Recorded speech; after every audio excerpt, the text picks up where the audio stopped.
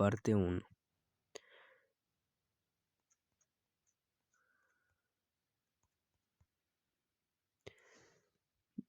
Me llamo Salmón, como el pez de nombre, Suciet.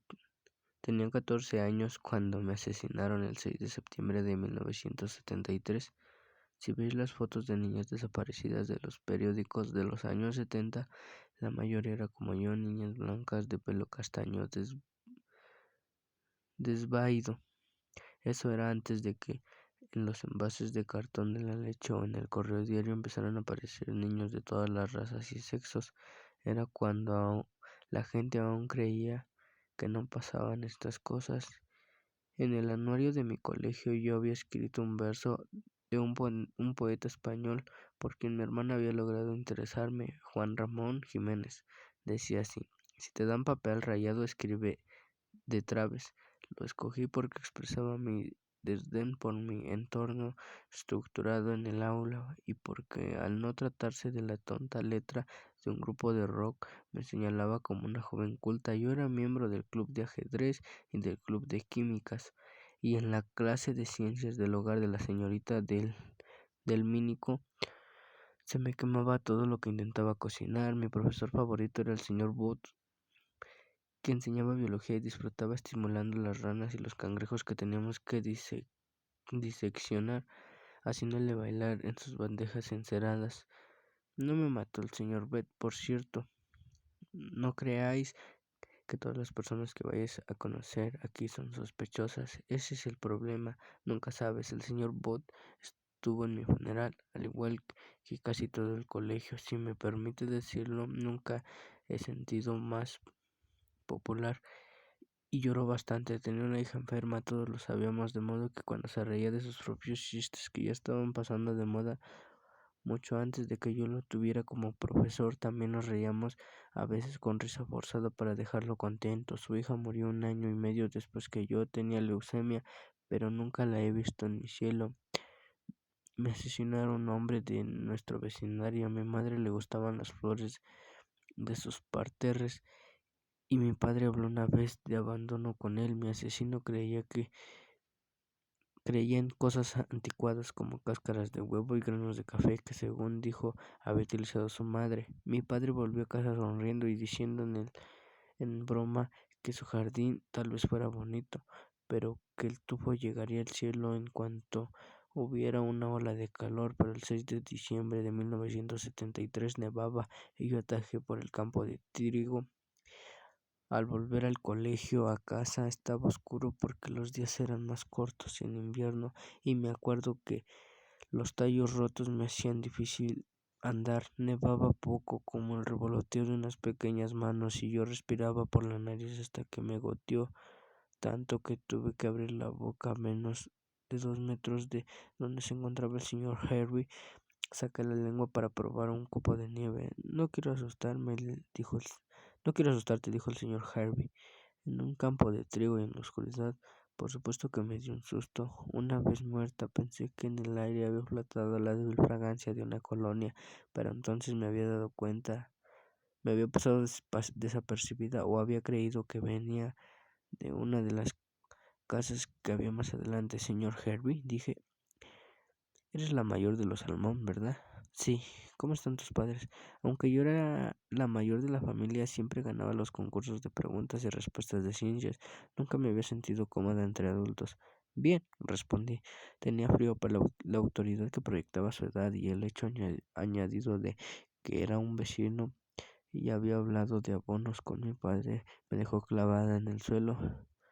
He construido algo ahí atrás, dijo. ¿Te gustaría verlo? Tengo frío, señor Herbie, respondí, y mi madre quiere que esté en casa antes de que se haga noche. Y es de noche, Susie, replicó él.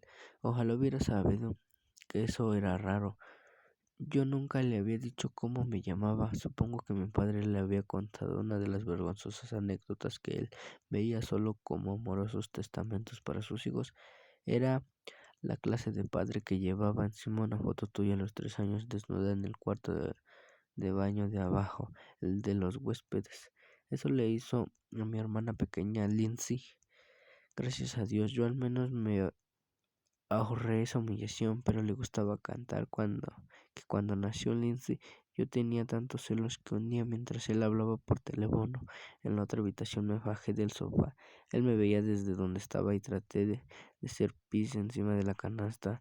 Esa historia me avergonzaba cada vez que la contaba al pastor de la iglesia, a nuestra vecina, el la señora Steed, que era terapeuta y cuyo parecer le interesaba, y a todo aquel que alguna vez exclamaba: Susie tiene muchas agallas. Agallas, decía mi padre, deja que te hable de agallas, e inmediatamente le lanzaba a contar la anécdota de Susie orinándose sobre Lindsay. Cuando más tarde el señor Harvey encontró a mi madre por la calle, dijo: ya me he enterado de la terrible tragedia. ¿Cómo dice que se llamaba su hija? Susie, respondió mi madre, fortaleciendo su ánimo bajo el peso de lo ocurrido, peso de que ingenuamente esperaba que algún día se aligerara, sin saber que solo seguiría doliendo de nuevas y variadas formas el resto de su vida. El señor Harvey dijo lo vital: espero que cojan a ese malnacido, lo siento mucho. Por aquel entonces yo estaba en el cielo reuniendo mis miembros y no podía creerme su audacia. Ese hombre no tenía vergüenza. Le dije a Fanny, la consejera, que me asignaría al entrar. Exacto, respondió ella y dijo lo que quería decir sin más. En el cielo no se pierde tiempo con tonterías. El señor Herbie dijo que solo sería un momento, de modo que lo seguí un poco más por el campo de trigo, donde había menos tallos rotos, porque nadie atajaba por ahí para ir o venir del colegio. Mi madre esperaba, explicando a mi hermano pequeño Buckley que el trigo de ese campo no era comestible. Cuando él le preguntó por qué nadie del vecindario lo comía: era para los caballos, no para las personas, dijo ella. ¿Tampoco para los perros?, preguntó Buckley. No, respondió mi madre. ¿Ni para los dinosaurios?, preguntó Buckley. Y así seguían un buen rato. He construido un pequeño escondrijo, dijo el señor Harvey, deteniéndose y volviéndose hacia mí. Yo no veo nada, dije. Yo me di cuenta de que el señor Harvey me miraba de manera rara. Otros hombres mayores me habían mirado de ese modo desde que había pegado el estirón, pero normalmente no perdían la chaveta por mí cuando iba con mi parca azul celeste y pantalones acampanados amarillos. Él llevaba unas gafitas redondas de montura dorada y que miraba por encima de ellas. Deberías fijarte más, Susie, dijo. Me entraron ganas de largarme de ahí, pero no lo hice. ¿Por qué no lo hice? Franny dijo: esa clase de preguntas eran inútiles. No lo hiciste y punto. No pienses más en ello, no es bueno. Estás muerta y tienes que aceptarlo. Vuélvelo a intentarlo, dijo el señor Harvey. Se acuchilló y dio unos golpes en el suelo. ¿Qué es eso?, pregunté. Se me estaban congelando las orejas. No llevaba el gorro de colores con borla y cascabeles que mi madre me había hecho unas navidades. Me lo había guardado en el bolsillo de la parca. Recuerdo que me acerqué y di unas palabras en el suelo cerca de él. Estaba más duro que la tierra helada, que ya era muy dura. Esa madera, explicó el señor Harvey, para que no se derrumbe la entrada. El resto está hecho de tierra. ¿Qué es?, pregunté. Ya no tenía frío ni estaba extrañada por la forma en que él me había mirado. Me sentía como en clase de ciencias, intrigada. Ven a verlo. Costaba meterse, eso lo reconoció él en cuanto estuvimos los dos dentro de esa especie de madriguera, pero yo estaba tan asombrada de que hubiera construido una chimenea que dejara salir el humo si decidía hacer un fuego dentro, que ni me paré a pensar en la incomodidad de entrar y salir de la madriguera, a lo que podréis añadir que escapar no era algo en lo que yo tuviera alguna experiencia real. De lo peor que había tenido que escapar era de Artie, un chico del colegio de aspecto raro cuyo padre era director de pompas fúnebres. Le gustaba disimular que llevaba una aguja llena de líquido para embalsamar, y en sus libretas dibujaba agujas de las que caían gotas oscuras. Qué chulo, le dije al señor Harvey. Podría haber sido el jorobado de Notre Dame, sobre quien había leído en mi clase de francés. Me daba igual, cambié totalmente. Me había convertido en mi hermano Buckley durante nuestra visita al Museo de Historia Natural de Nueva York. donde se había enamorado de los enormes esqueletos expuestos. Yo no había utilizado la palabra chulo en público desde primaria. ¿Cómo quitarle el caramelo a un niño?, dijo Franny. Todavía veo la madriguera como si fuera ayer, y lo es. La vida para nosotros es un perpetuo ayer. Era del tamaño de la habitación pequeña, como el cuarto donde guardábamos las botas y los chubasqueros, y donde mamá había logrado encajar una lavadora y una secadora encima de la otra, y yo casi podía estar de pie ahí adentro, pero el señor Harvey tenía que encorvarse. Había construido un banco de los lados al excavarlo, y se sentó inmediatamente. Miró alrededor, dijo. Mira alrededor, dijo. Me quedé mirándolo todo asombrada. El estante excavado que tenía encima, donde había dejado unas cerillas, una hilera de pilas y un tubo fluorescente que funcionaba con pilas, proyectaba la única luz de la guarida, luz misteriosa e inquietante, que me haría más difícil verle las facciones cuando se colocara encima de mí. En el instante había un espejo y una cuchilla y una espuma para afeitar. Me extrañó porque no lo hacía en casa, pero supongo que pensé que un hombre que, teniendo una estupenda casa de 2 plantas, se construyó una habitación subterránea a menos de 1 kilómetro, tenía que estar pirado. Mi padre tenía una bonita manera de describir a la gente como él. Es un tipo original, eso es todo. De modo que supongo que pensé que el señor Harvey era un tipo original, y me gustó la habitación, y estaba calientito en ella, y yo quería saber como tal cómo la había construido, los aspectos prácticos y dónde había aprendido a hacer una cosa así. Pero antes de que el perro de los Gilbert encontrara mi codo 3 días después y se lo llevara a casa con una reveladora cáscara de trigo, y el señor Harvey lo había tapado, en esos momentos yo estaba en tránsito y lo vi sudar la gota gorda para quitar el esfuerzo de la madera y meter en una bolsa todas las pruebas junto con los fragmentos de mi cuerpo menos el codo. Y para cuando salí, con medios suficientes para bajar la vista y ver lo que ocurría en la tierra, lo que más me preocupaba era mi familia.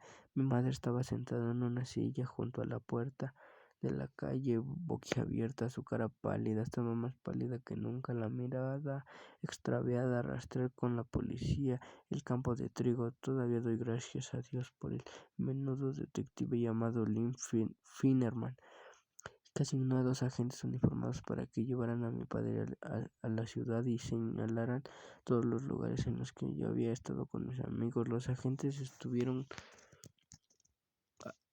con mi padre todo el primer día ocupado en un centro comercial. Nadie se lo había dicho a Lindsay, que tenía 13 años y habría sido bastante mayor, ni a Buckley, que tenía 4.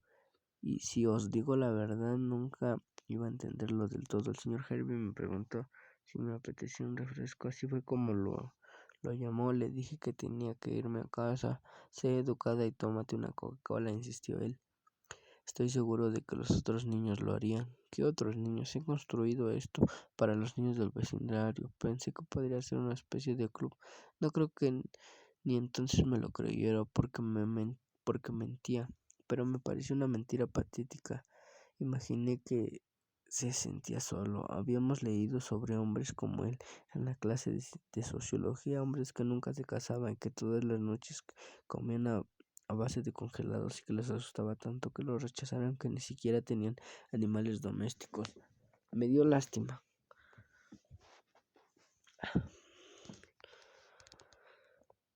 Está bien, dije, tomaré una Coca-Cola. Al cabo de un rato él preguntó, ¿no tienes calor, Susie? ¿Por qué no te quitas la parca? Así lo hice.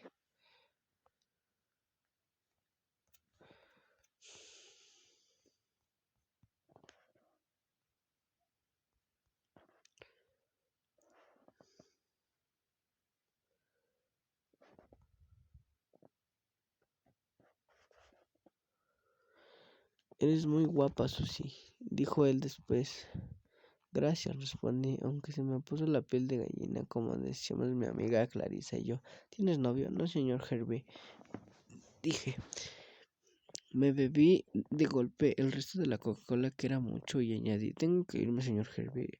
Es un sitio muy chulo, pero tengo que irme. Él se levantó e hizo su número de jorobado y junto a los 6 escalones excavados que llevaban de vuelta al mundo. No sé por qué crees que te vas a ir. Hablé para no darme por enterrado. El señor Herbie no era un tipo original, y ahora que bloqueaba la puerta me ponía la piel de gallina y me daban náuseas. De verdad tengo que irme a casa, señor Herbie. Quítate la ropa. ¿Qué? Quítate la ropa, señor Herbie, repitió el señor Herbie. Quiero comprobar si sigue siendo virgen. Lo soy, señor Herbie, dije. Quiero asegurarme. Tus padres me lo agradecerán. Mis padres, ellos solo quieren buenas chicas, digo. Señor Herbie, por favor, déjeme marchar. No te vas a ir de aquí, Susie. Ahora eres mía. En aquella época no se prestaba mucha atención a estar en forma. La palabra aeróbic apenas existía. Se suponía que las niñas que tenían que ser delicadas y en el colegio solo las que se sospechaba que eran marimachos trepaban por las cuerdas. Luché con todas mis fuerzas para que el señor Harvey no me hiciera daño, pero todas mis fuerzas no bastaron ni de lejos, y no tardé en estar tumbada en el suelo con él encima, jadeando y sudando después de haber perdido las gafas en el forcejeo. Yo estaba muy llena de vida. Entonces pensé que no había nada peor en el mundo que estar tumbada boca arriba en el suelo con un hombre sudoroso encima de mí, estar atrapado bajo tierra y que nadie supiera dónde estaba. Pensé en mi madre estaría consultando el reloj del horno. Era un horno nuevo y le encantaba que tuviera reloj, así pudiera medir el tiempo con exactitud. Le dijo a su madre, una madre que no podía importarle menos los hornos. Estaría preocupada, pero más enfadada que preocupada por mi tardanza. Mientras mi padre se metía al garaje, ella corretearía de acá para allá.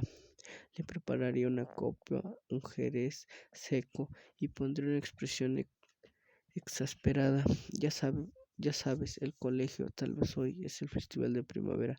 Abigail diría a mi padre: ¿cómo va a ser el festival de primavera si está nevando?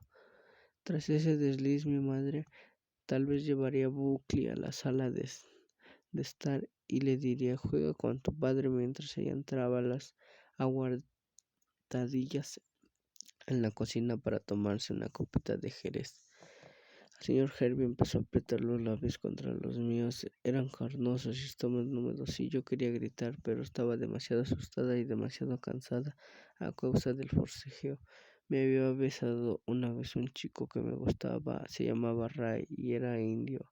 Hablaba un acento y era moreno. Se suponía que no tenía que gustarme. Clarissa decía que sus ojos grandes, cuyos párpados parecían siempre entornados, eran estrambóticos, pero era simpático y listo, y me ayudaba a copiar en los exámenes de álgebra, fingiendo que no lo hacía. Me besó junto a mi taquilla el día antes de que entregáramos las fotos para el anuario. Cuando este salió al final de verano, vi que debajo de su foto había respondido el clásico: mi corazón pertenece a, con Susie Salmón. Supongo que había hecho planes. Recuerdo que tenía los labios cortados. No, señor Herbie, logré decir. Y repetí la palabra: no, muchas veces. También dijo muchas veces: por favor. Franny me dijo que casi todo el mundo suplicaba por favor antes de morir. Te deseo, Susie, dijo él. Por favor, repetí. No, por favor. Era como empecinarte en que una llave funcionaba cuando no lo hacía, o como gritar: la tengo, cuando una pelota de fútbol pasa por encima de las gradas. No, por favor. Pero se cansó de oírme suplicar. Introdujo una mano en el bolsillo de mi parca y, estrujando el gorro que me había hecho mi madre, me lo metió en la boca. Después de eso, lo único ruido que hice fue el débil tintineo de los cascabeles, mientras me recorría con sus labios mojados la cara y el cuello, y deslizaba las manos debajo de mi cabeza. Me puse a llorar, empecé a abandonar mi cuerpo, empecé a habitar el aire y el silencio. Lloré y forcejeé para no sentir. Él me rasgó los pantalones al nadar con la cremallera invisible que mi madre me había cosido hábilmente en el costado grandes bragas blancas, me dijo. Me sentí enorme e hinchada, me sentí como un mar en el que estaba de pie y meaba. Sentí como los bordes de mi cuerpo se doblaban hacia adentro y hacia afuera, como en el juego en la cuna al que jugaba con Lindsay para ponerla contenta. Empezó a masturbarse sobre mí. Susi, Susi. Oí gritar a mi madre, la comida está lista. Él estaba dentro de mí. Jadeaba. Hay cordero con judías verdes. Yo era el mortero y en la mano del mortero. Tu hermano ha pintado otro dibujo con los dedos y yo he hecho pastel de manzana. El señor Herbie me obligó a quedarme quieta debajo de él y escuchar los latidos de su corazón y del mío. El mío daba brincos como un conejo, mientras que el suyo hacía un ruido sordo como el de un martillo contra una tela. Nos quedamos allí tumbados con nuestros cuerpos tocándose y mientras me estremecía, tuve una poderosa revelación. Él me había hecho eso y yo había vivido.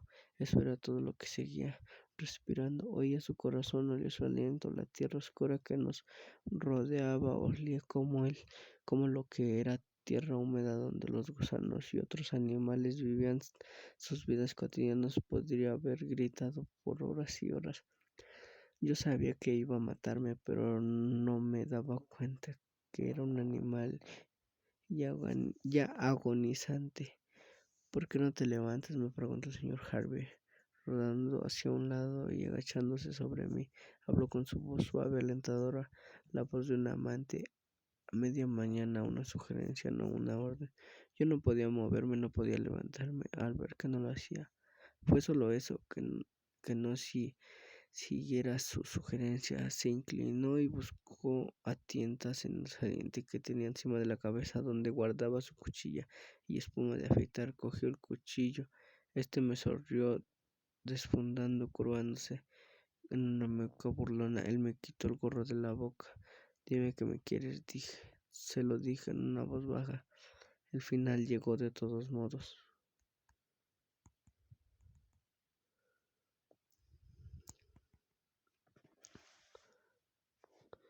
Cuando entré por primera vez en el cielo, pensé que todo el mundo veía lo mismo que yo, que en el cielo de todos había porterías de fútbol a lo lejos y mujeres torpes practicando lanzamientos de peso y jabalina, que todos los edificios eran como los institutos del nordeste residencial construidos en los años 60, edificios grandes y achaparrados esparcidos en terrenos arenosos pésimamente ajardinados con salientes y espacios abiertos para darles un aire moderno.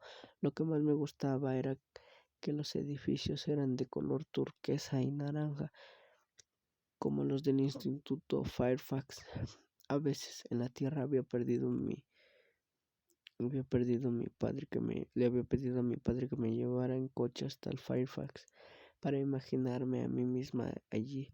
Después de séptimo, octavo y noveno curso, el instituto habría significado comenzar de nuevo. Cuando llegara a Fairfax, insistiría en que me llamaran Susan. Llevaría el pelo ondulado o recogido con un moño. Tendría un cuerpo que volvería loco a los chicos y que las chicas envidiaran, pero como si eso no fuera suficiente, sería tan encantadora que se sentían demasiado culpables para no adorarme. Me gustaba imaginar que habiendo alcanzado una especie de estatus regio, protegería a los chicos inadaptados en la cafetería. Cuando alguien atormenta a Clive Saunders por andar como una niña, asestaría una vengativa y veloz patada en las partes menos protegidas del atormentador. Cuando los chicos se morfaran de, de pop art por tener pechos grandes, les soltaría un discurso sobre por qué no tenían gracia los chistes de pechos. Tenía que olvidar que cuando Pop había pasado por mi lado, yo también había escrito en los márgenes de mi cuaderno listas insultantes. Al final de mis ensoñaciones me recostaba en el asiento trasero del coche mientras mi padre conducía. Nadie podría reprocharme nada. Empezaría el instituto en cuestión de días, no de años, o inexplicablemente en mi penúltimo año ganaría un Oscar a la mejor actriz. Esos eran mis sueños en la tierra. Llevaba unos días en el cielo cuando me di cuenta de que tanto las lanzadoras de jabalina como las de peso y los chicos que jugaban al baloncesto en la pista agrietada existían todos en su propia versión de cielos. Sus cielos coincidían con el mío. No eran exactamente una copia, pero había muchas cosas iguales en ellos. Conocí a Holly, que se convirtió en mi compañera de habitación el tercer día. La encontré sentada en los columpios. No me pregunté por qué había columpios en un instituto. Eso lo convertía en cielo, y no era de asiento plano, sino envolvente, hecho de neumático negro duro que te mecía y en el que podías pagar unos cuantos botes antes de columpiarte. Oli estaba sentada leyendo un libro escrito en un extraño alfabético que asocié al arroz frito con cerdo que mi padre había traído a casa de Fat Chicken, un local cuyo nombre entusiasmó tanto a Buckley que chilló en pleno pulmón. Hop Fat. Ahora que se- ahora que sé vietnamita, me doy cuenta de que Herman Jet, el dueño de Hop Fat, no era vietnamita, y que Herman Jade no era su verdadero nombre, sino el que adoptó cuando vino a Estados Unidos desde China. Oli me enseñó todo eso. Hola, dije, me llamo Susie. Más adelante ella me explica que había sacado su nombre de una película, Desayuno con Diamantes, pero ese día le salió de corrido. Y yo, Oli, dijo. Como no había querido tener ni el más leve asiento en el cielo, no tenía ninguno. Me quedé mirando. Su pelo negro era brillante como las promesas de las revistas. ¿Cuánto tiempo llevas aquí?, le pregunté. 3 días, igual que yo. Me senté en el columpio que había a su lado y le giré el cuerpo hasta que las cadenas se quedaron enroscadas. Luego solté y di vueltas hasta que me detuve. ¿Te gusta eso?, pregunté. No, a mí tampoco. Así empezó nuestros cielos. Habíamos plasmado nuestros sueños más sencillos. Así no había profesiones en el instituto y nunca tendríamos que ir, excepto a la clase de arte en mi caso y el grupo de jazz en el caso de Oli. Los chicos no nos pellizcaban y nos decían que olíamos. Los libros de texto eran Seventeen, Glamour y Book, y nuestros cielos se ampliaban a medida que se agrandaba nuestra amistad. Coincidíamos en muchas de las cosas que queríamos. Franny, la consejera que me había asignado al entrar, se convirtió en nuestra guía. Tenía suficientes años para ser mi madre, unos 45, y a Oli y a mí nos llevó tiempo traducir que eso era algo que habíamos querido a nuestras madres.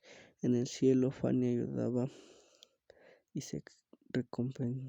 y se veía recompensada con resultados y gratitud. En la tierra había sido asistente social de los desposeídos y sin hogar.